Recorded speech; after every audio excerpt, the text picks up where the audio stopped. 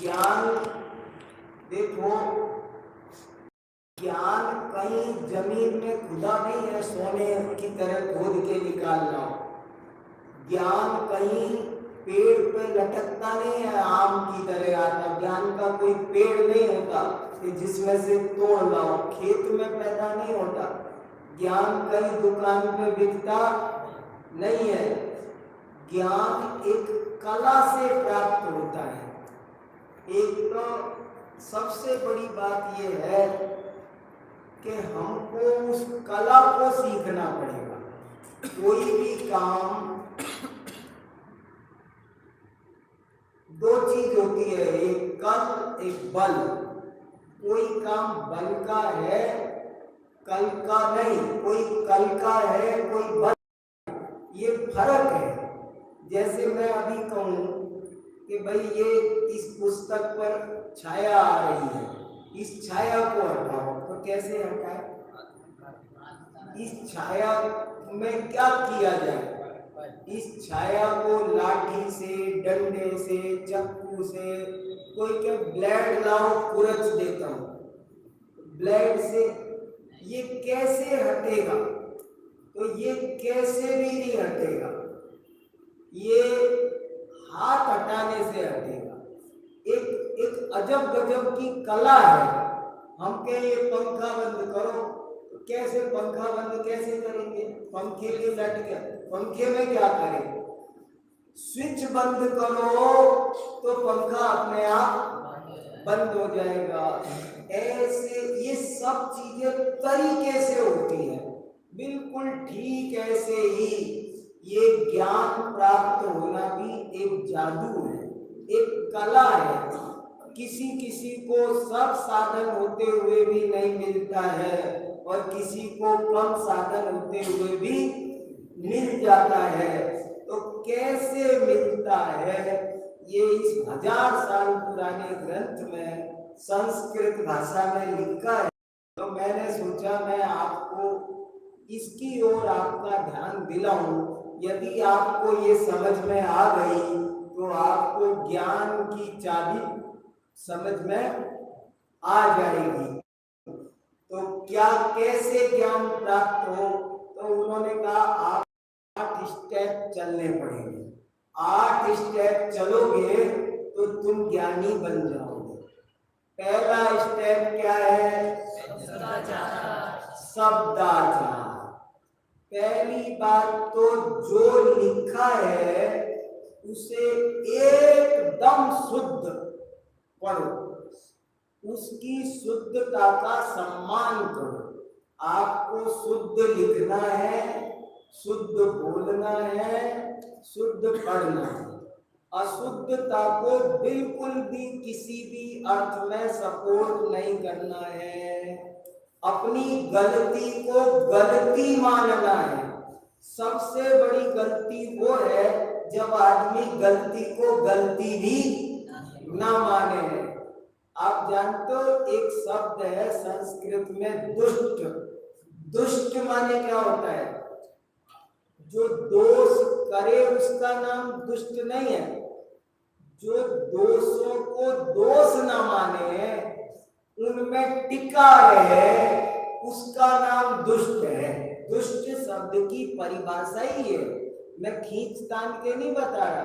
संस्कृत में दुष्ट शब्द का अर्थ है दोषे स्थितत्वात् दुष्ट।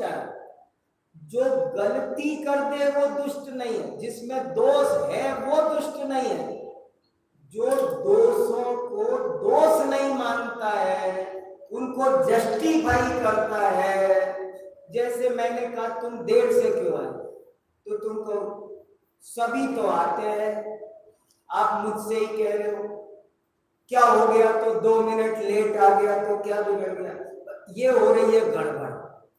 जब हम दोषों को सही सिद्ध करने में लग जाते हैं, वहीं से हमारा पतन प्रारंभ हो जाता है।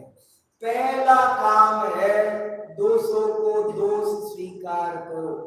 जो शास्त्र है उसको जैसा लिखा है, अशुद्ध कभी लिखो मत, अशुद्ध कभी बोलो मत, अशुद्ध लिखने और बोलने का कभी समर्थन मत करो, जरा भी लापरवाही मत करो कि वो कभी कभी चलता है, हो ही जाता है, थोड़ा बहुत तो हो जाता है, ऐसे कभी मत करो। वो गलती है तो गलती है। इसलिए पहला चरण है शब्दाचार, शुद्ध बोलना, शुद्ध लिखना। और आपको बताया अशुद्धम पुस्तकम शत्रु, अशुद्ध पुस्तक शत्रु के, सही किताब हो तो मित्र है, शास्त्र है, और गलत हो तो वो शास्त्र भी शस्त्र है। इसलिए अशुद्ध लिखना नहीं, अशुद्ध बोलना नहीं, शुद्ध उच्चारण करना। अशुद्ध उच्चारण करने वाला व्यक्ति आधा फेल पहले ही हो गया। वो परीक्षा में पास कब होगा?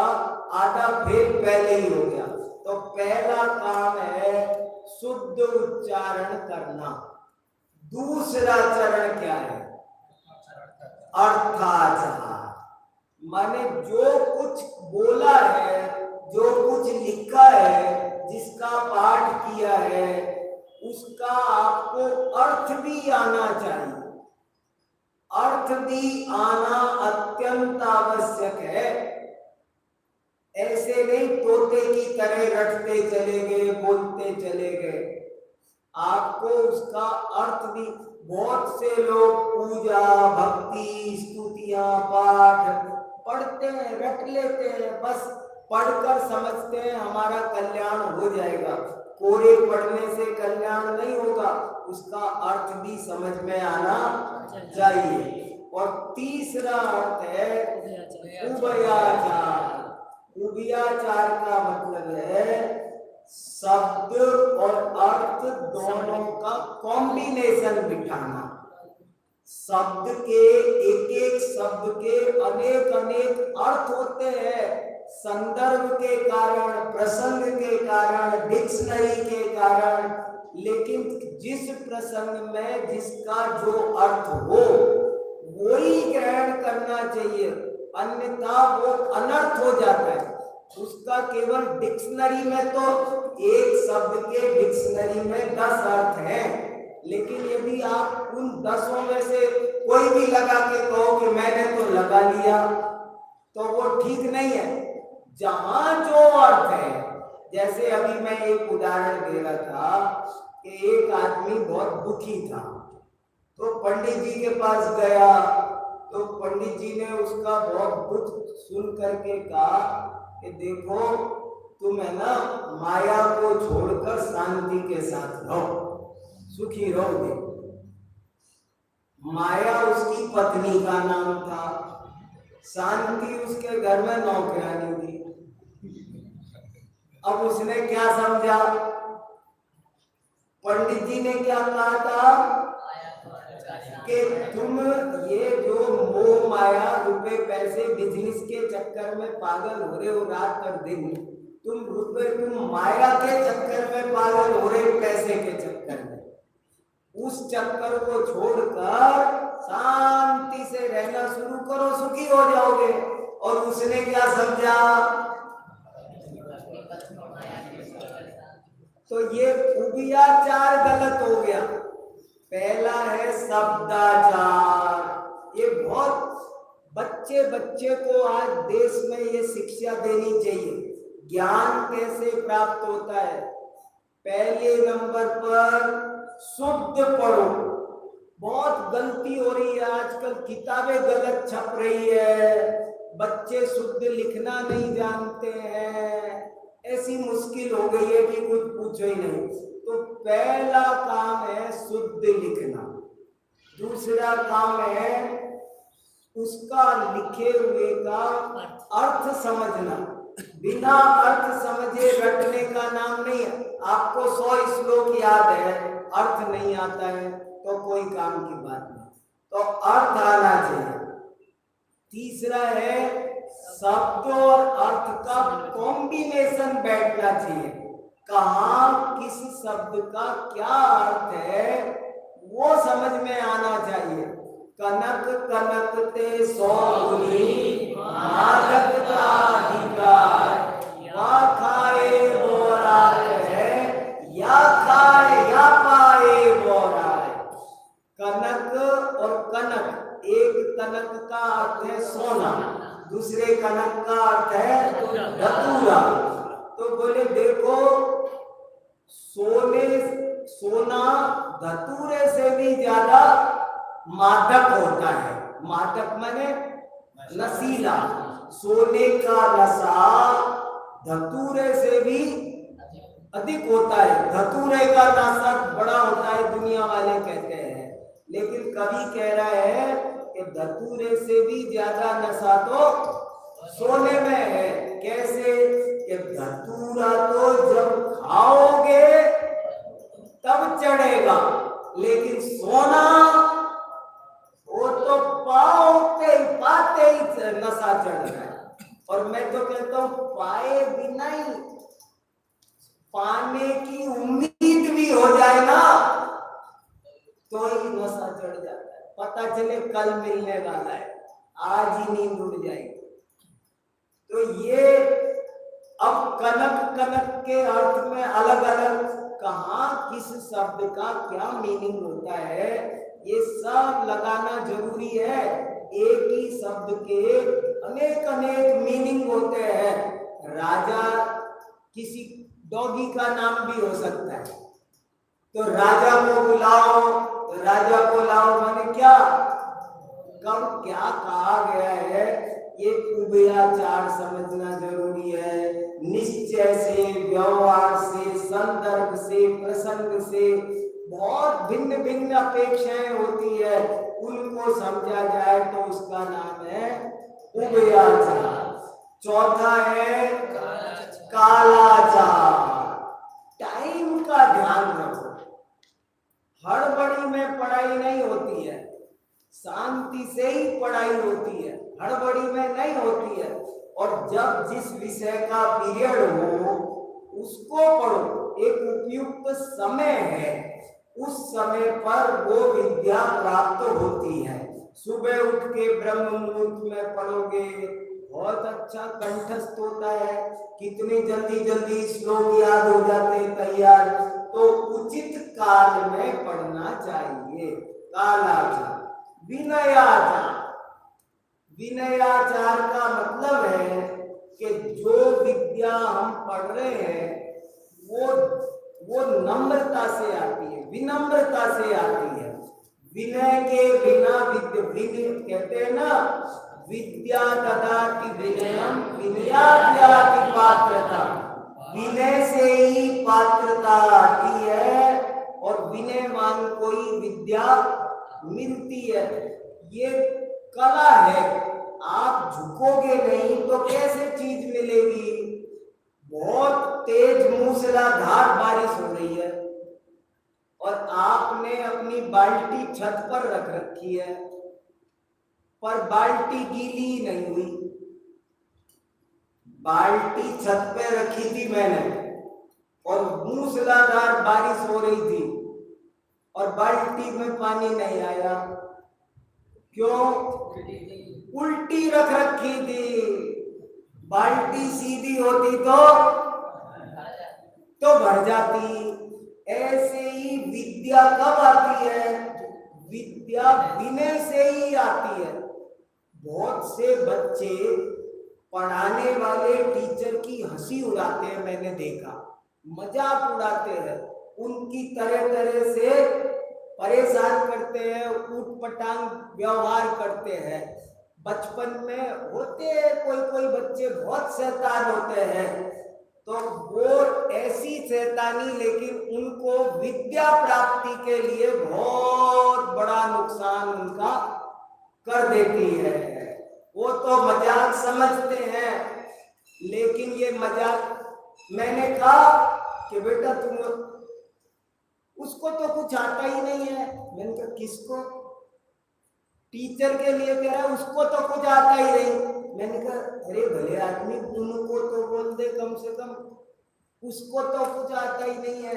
उनको तो बोल, मतलब जब हमारा लेवल इतना है, हम इतनी उद्दंडता के स्तर पर है, आप जिससे पढ़ रहे हैं, आप ये समझो कि ये साक्षात सरस्वती का अवतार है, ये ज्ञानी है।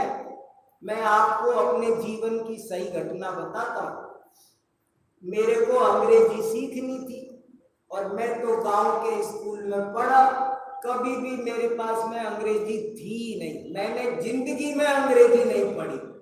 और सारी, आपको तो पता है, गुरुकुल में संस्कृत गुरु माध्यम से सारी पढ़ाई हमारी, आज हम संस्कृत धारा प्रवाह बोल सकते हैं, लेकिन अंग्रेजी में हम जीरो, अंग्रेजी नहीं आती। लेकिन जब मैं दिल्ली में आया तो मुझे लगा कि अंग्रेजी आना जरूरी है। अंग्रेज, हमारी यूनिवर्सिटी में सारे नोटिस अंग्रेजी में निकले, और भी काम पड़े, बाहर से अमेरिका से पढ़ने हमारे यहाँ स्टूडेंट आते, वो अंग्रेजी में पढ़ते। तो मैंने सोचा अंग्रेजी पढ़ी जाए। और आप लोग ताज्जुब करोगे, मैं कैसे 2 साल मछली की तरह तड़पते पागल रहा, अंग्रेजी हाय अंग्रेजी हाय अंग्रेजी। मैंने संस्कृत छोड़ दी और मैंने जो किसी ने जो कहा ना, अंग्रेजी का न्यूज़पेपर लगा लिया, अंग्रेजी का न्यूज समाचार सुनने लग गया, ये करो वो करो वो करो वो ट्यूशन। एक हमारे यहाँ Cambridge English centre, Cambridge school, हमने कहा बाबा ये जितनी फीस लेगा देंगे, पर अंग्रेजी सीखेंगे। मगर मैं क्या बताऊं, मुझे अंग्रेजी मेरे पार पड़ेगी। और मैं बहुत थक गया, पजल्ड हो गया। और मेरे डायरिया अभी घर में भर के रखी है, मैंने ना बहुत अंग्रेजी के सेंटेंस बनाए, नोट्स बनाए, मीनिंग याद किए, पर अंग्रेजी नहीं आ रही। अब क्या करें? आखिरकार मैंने क्या किया कि हमारे घर के पास में एक छोटा सा ऐसे ही स्कूल चलता है, और उसमें प्राइमरी स्कूल वालों को एक टीचर अंग्रेजी पढ़ाती है। तो मैं वहां गया, मैंने कहा आप मुझे भी अंग्रेजी पढ़ा दोगे क्या? बोले क्या? ऊपर से नीचे तक देखने लगे, तुम्हें अंग्रेजी? मैंने कहा हाँ मुझे। यहाँ हमारे छोटे छोटे बच्चे आते हैं, तुम्हें देख के डर जाएंगे, तुमको नहीं पढ़ाएंगे हम। मैंने कहा नहीं मैडम मुझे परमिशन दे दो। मैं पीछे ही पीछे चुपचाप बैठा रहूंगा, कुछ नहीं बोलूंगा, सवाल नहीं किया करूंगा, कुछ भी आपको डिस्टर्ब नहीं करूंगा, आप मुझे पीछे बैठने, जो फीस औरों से लेते हो उससे ज्यादा फीस में जमा करूंगा, पर मुझे बैठने। उन्होंने मुझे परमिशन दे दी। अब मैं रोजाना समय से पहले, कोई बच्चा क्लासरूम में नहीं आता था, क्लास का दरवाजा मैं खोलता, ये टेबल पोंछा लगा देता, ये कुर्सी पर पोंछा लगा देता, ब्लैक बोर्ड साफ कर देता।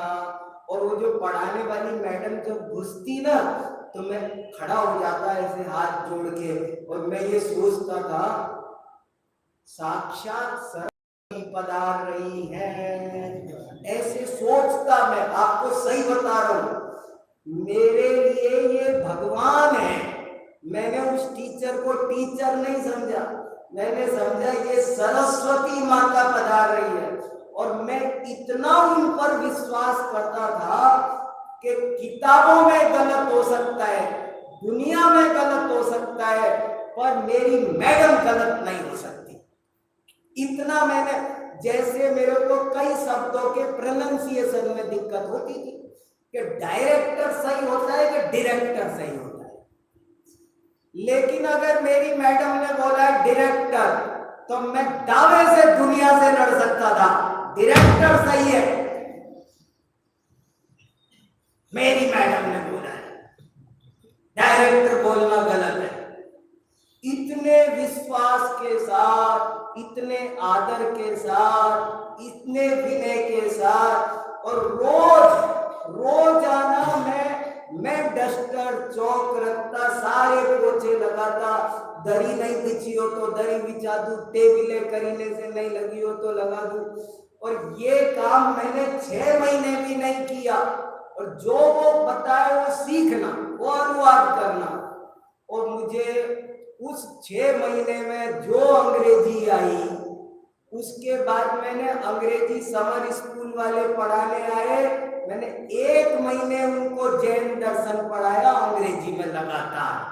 अंग्रेजी में मैंने 10 लेख लिख दिए, और आज मैं धड़ल्ले से अंग्रेजी में पढ़ लेता हूँ, बोल लेता हूँ, लिख लेता हूँ, क्लास ले लेता हूँ। कैसे ले लेता हूँ? मुझे ये समझ में आया कि ये और कोई चमत्कार नहीं है। पैसे तो मैंने बहुत खरीदे थे, किताबें तो मैंने बहुत खर्च की थी, दूर दूर तक बहुत गया था, पर मुझे जिस दिन अंग्रेजी आई उस दिन मेरी इस विनय के कारण आई। विद्या विनय से आती है। जब आप टीचर्स की बुराई करोगे, जब आप अपने सब्जेक्ट, हम कितने ही बच्चे संस्कृत पढ़ते हैं और कहते संस्कृत बेकार सा विषय हमारी तकदीर में पड़ गया। आपको उसके प्रति विनय नहीं है, आपको आएगी कैसे संस्कृत? जब आप उसकी निंदा कर रहे हो, जब आप उस विषय की और उस विषय के अध्यापक की निंदा कर रहे हो, तो वो ज्ञान आपको कभी आ सकता नहीं है। इसलिए विनयाचार और सोपधानम, 5वां क्या है? उपधानाचार। उपधान माने सावधान, उपधान माने, उपधान शब्द का ऐसे बना, अंग्रेजी में बोलो तो कंसंट्रेशन।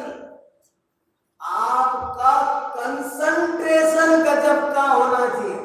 अभी कोई व्यक्ति यहाँ सिनेमा दिखाए तो कैसे मन लगा के देखते हैं, उस समय नींद आती है, उस समय आलस्य आता है, और ये पढ़ाते हैं तो नींद आई। इसका मतलब है तुम्हारा उपधान, उसमें किस बात में कितनी गहरी बात कही गई है, आप बहुत बारीकी से देखेंगे तो छोटी छोटी बात में बहुत गहरी गहरी बातें कही गई होती है।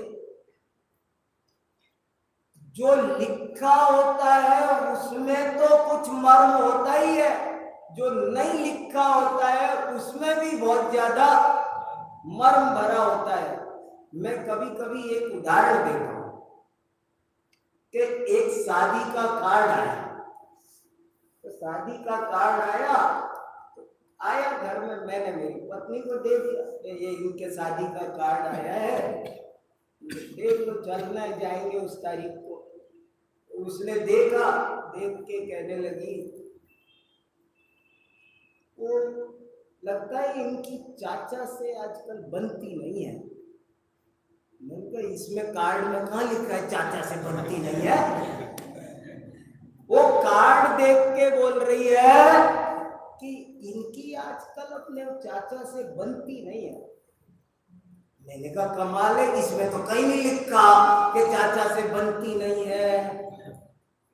बोले वो हमेशा कार्ड में चाचा उनके बच्चों के नाम भी दर्शना विलासी में छपते थे, इस बार नहीं छपे।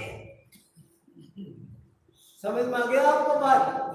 कैसे उसमें लिखा है कि नहीं चाचा से नहीं बनती है? लिखा है कि नहीं? अरे लिखा है, नहीं लिखा होता वो नाम नहीं आए ना दर्शना विलासियों में चाचा जी के, हमेशा आते थे, इस बार क्यों नहीं आए? नहीं आए, ये नहीं छपा। इसमें से ये निकल आया कि उनकी बनती, अगर उनसे बनती होती तो उनके भी नाम इसमें जरूर होते। मैंने कहा कमाल है तुम्हारा उपधानाचार। इसको कहते हैं हमने क्या कहा, कितनी बातें कही, कितनी बातें नहीं कही। मैं आपके पास में या 5 क्लास लेके जाऊंगा कल तक, 2 आज हो गई, 3 क्लास कर लूंगा। अब मैंने जो जो कहा वो तो महत्वपूर्ण है ही, लेकिन जो जो नहीं कहा,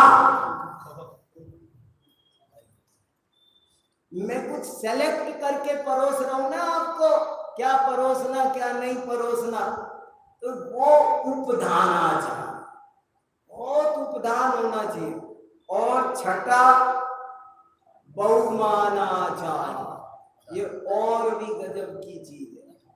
पहला याद करो सब, ज्ञान प्राप्ति के 8 चरण है, ज्ञान प्राप्ति के 8 चरण है। पहला चरण शब्दाचार, दूसरा तीसरा चौथा, पांचवा, छठा, सातवें पर आ गए हम बहुमानाचार। ये बहुत गजब का है बहुमानाचार, बहुत ही। बहुमान का क्या मतलब है?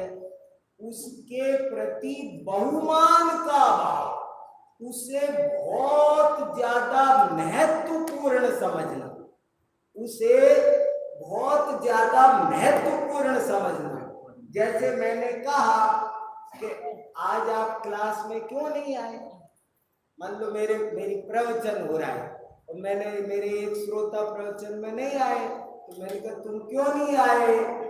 बोले वो दुकान पे चला गया था, ग्राहकों का टाइम था।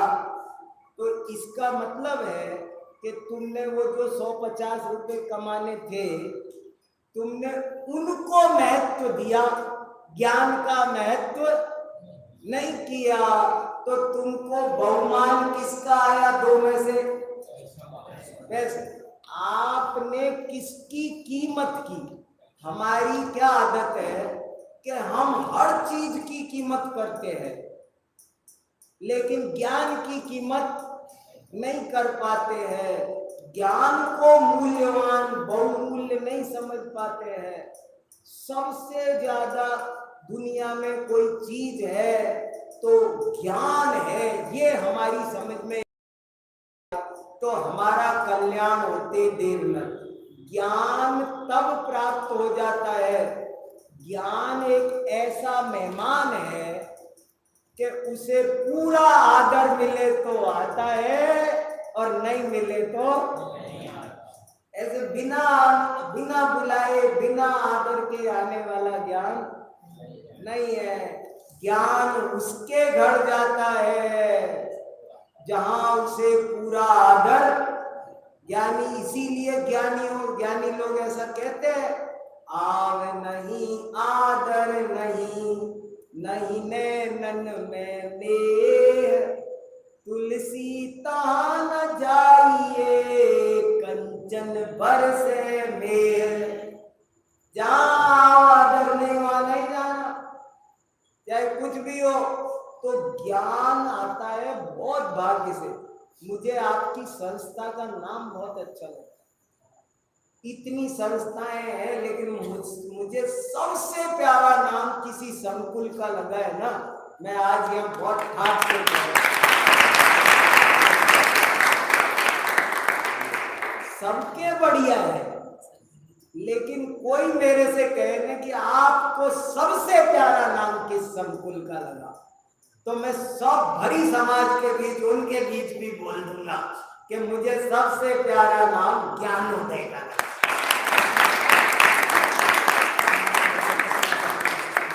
और क्यों लगा ये बताऊंगा, मैं उनको बताऊंगा, उनके बीच में बताऊंगा, सबको बता सकता हूं और सब मानेंगे। इसमें कोई किसी की निंदा आलोचना की बात नहीं है। जीवन में सब कुछ होना सरल है, पर जीवन में ज्ञानोदय होना सबसे कठिन है। लोग भाग्योदय रखते हैं, मुझे वो भी अच्छा नहीं है, उससे भी बढ़िया कोई कर्मोदय, जाने कितने कितने उदय, सूर्योदय, चंद्रोदय, जाने क्या क्या सुने होंगे आपने। लेकिन आपने ज्ञानोदय, इससे बढ़िया तो कोई उदय हो ही नहीं सकता। सबसे प्यारा शब्द आपको क्या बताऊं, एक बार उपराष्ट्रपति ने किताबों का विमोचन किया, उपराष्ट्रपति वेंकैया नायडू, उन्होंने हमने कुछ किताबें छपाई 101, एक बहुत बड़ा फंक्शन था श्रवण बेलगोला में, और वहां करोड़ों रुपए खर्च किए थे, और अक्षराभिषेक एक कार्यक्रम हुआ था।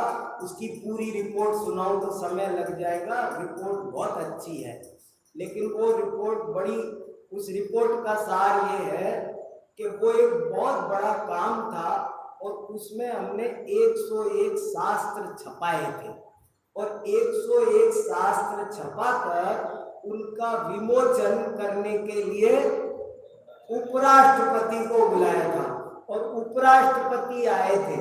तो जो विमोचन कराने से पहले मुझे कहा कि आपको 2 मिनट बोलना, 2 मिनट का समय दिया था केवल।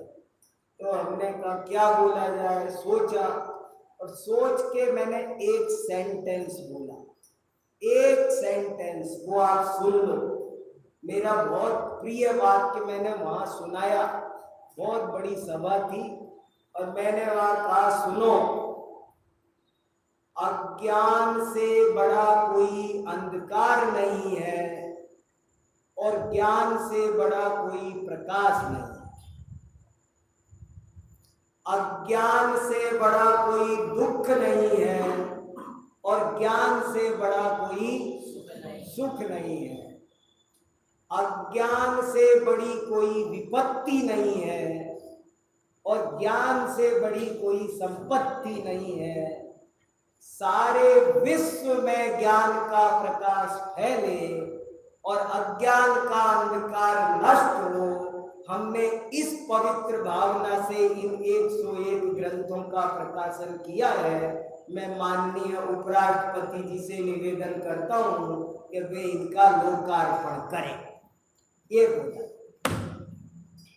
दुनिया में, और मैं आज दिल से मानता हूं, मैं अपने हृदय से मानता हूं, मैंने दुनिया जितनी अपने शक्ति अनुसार घूमी, देखी, पढ़ी, मैं ये मानता हूं कि दुनिया में सुखी कौन है, कैसे सुखी होता है?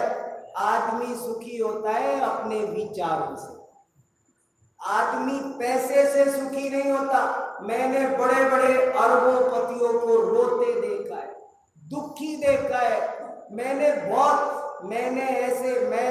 न्यूयॉर्क में गया, न्यूयॉर्क में एक हमारे मिलने वाले गुजरात से गए थे लोटा डोर लेकर के, और आज उनकी दुकान पे 24 घंटे डॉलर गिनने की मशीनें चलती है, 10 मशीनें रात और दिन डॉलर गिनती है। उनकी दुकान पर आदमी सामान खरीदने नहीं आता, ट्रक सामान खरीदने आता है। एक तरफ से ट्रक आता है, दूसरी तरफ निकलता है। ढेरों हजारों कर्मचारी है। इतनी बड़ी न्यूयॉर्क में दुकान है उनकी, और मैं उनके घर रह के आया हूं और उनके दुख देख के आया।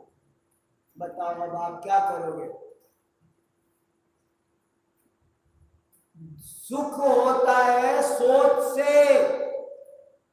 सोच से कुछ भी कर लो, जिसकी सोच अच्छी है वो सुखी होता है। इसलिए जिंदगी में सबसे कीमती कोई चीज है तो ज्ञान है। ज्ञान से ज्यादा कोई ज्ञान है तो मैं आदमी कंगाल भी हो तो मैं माला माल मानता हूं, और ज्ञान नहीं हो तो कितना भी माला माल हो, मेरी नजर में वो कंगाल है। मैं तो सच बोलूं। मैं कई बार उदाहरण देता हूं। आप एक बात बताओ, हवाई जहाज कैसे उड़ता है? मैं ऐसे पूछता हूं आपसे। कार किससे चलती है? डीजल से, पेट्रोल से। ट्रेन किससे चलती है? सबके कोई कोई साधन है ना। हवाई जहाज किससे उड़ता है? अब मैं बताऊं,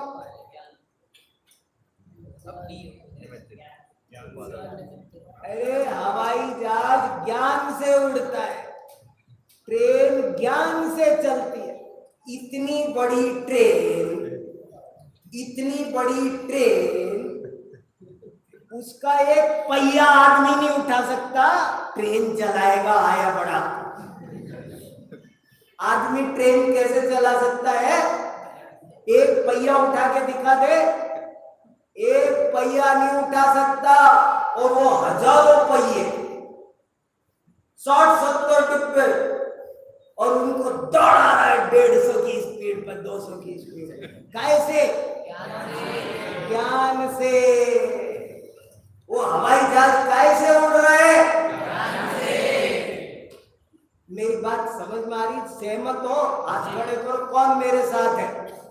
हवाई जहाज किससे उड़ता है? तो मोदी जी पूछे तो जवाब दोगे? ये दुनिया किससे चल रही? ज्ञान से। दुकान किससे? अरे झाड़ू किससे लगती है? ज्ञान से। झाड़ू झाड़ू ज्ञान से। अगर उधर से हवा आ रही हो और झाड़ू उधर ही निकालू तो क्या होगा? अरे झाड़ू लगाने के लिए भी अकल चाहिए।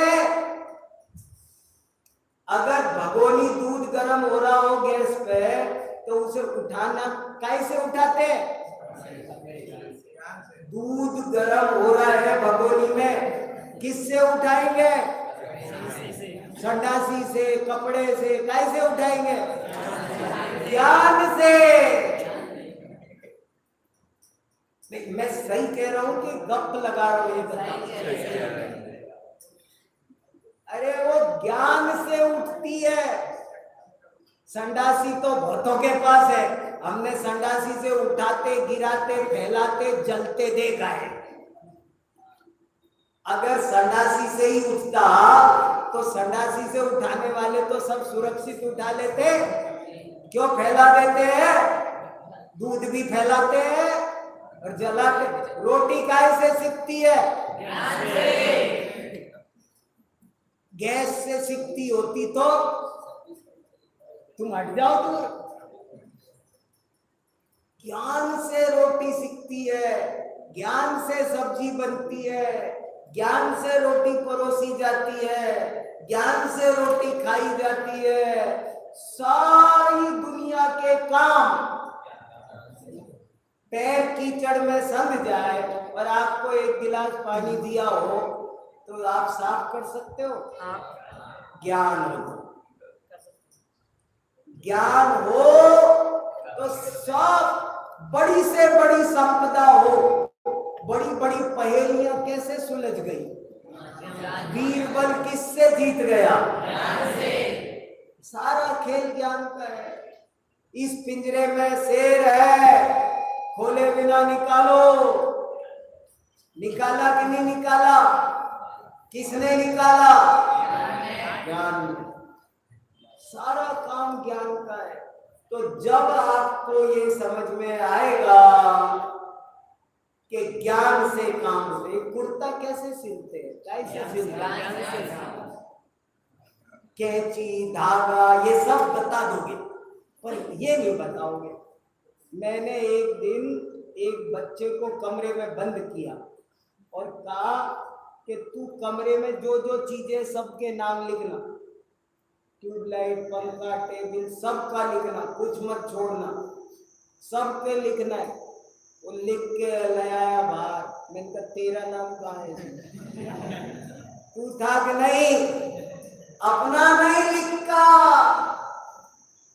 सबका लिखा पर अपना नहीं लिखा। तो ज्ञान का बहुमान नहीं आ रहा है। अभी तक हमको हर चीज का बहुमान आता है, हमको सब चीजों का बहुमान आता है, पर ज्ञान। कोई आपको नया पेन दिखाते ना, अभी 10-20 रुपए का, 100 रुपए का, 100 रुपए का, 200 रुपए का, देखना पेन है, बहुमान आ जाएगा। और अगर कोई ज्ञान की बात करो तो एक आदमी लंदन घूमने गया, और उसने पूछा कि यहाँ देखने की क्या बढ़िया चीज है, मैं आया हूँ घूमने। तो किसी ने कहा आप ना महारानी विक्टोरिया का म्यूजियम जरूर देखना, और उस म्यूजियम में कोहिनूर हीरा है 105 ग्राम का, वो देखना, देखने लायक चीज तो वो है। तो वो गया, देखा, देखने के बाद उससे पूछा देख लिया कैसा लगा? तो उसने कहा देख लिया मैंने, अब कैसा लगा मैं क्या बताऊं? क्यों बताओ? कि एक बात बताओ आप, मैं ये सोच रहा हूं कि वो हीरा ज्यादा कीमती है या ये जिन आंखों से मैंने हीरा देखा था वो ज्यादा कीमती है। मुझे हीरे की महिमा आ रही है, पर जिन आंखों से वो हीरा देखा वे मेरे पास बचपन से रहती हैं। मैंने हीरे की कद्र करने की तो सोची आज, पर कभी इन आंखों की कद्र नहीं। और ये आंखें जिससे, इन आंखों के माध्यम से जो आत्मा देखता है उसकी कद्र करी? हम हर चीज की कद्र करते हैं पर अपनी कद्र नहीं करते हैं। जब तक अपने ज्ञान की कद्र नहीं करेंगे, उसके प्रति जब तक हमको बहुमान नहीं आएगा, तब तक हमें ज्ञान की प्राप्ति होने वाली नहीं है। चलो अब आज का समय हो गया, बाकी की चर्चा भी कुछ इम्पोर्टेंट बात बची है, इसलिए जल्दी में पूरा करना ठीक नहीं, सुबह करेंगे। विश्व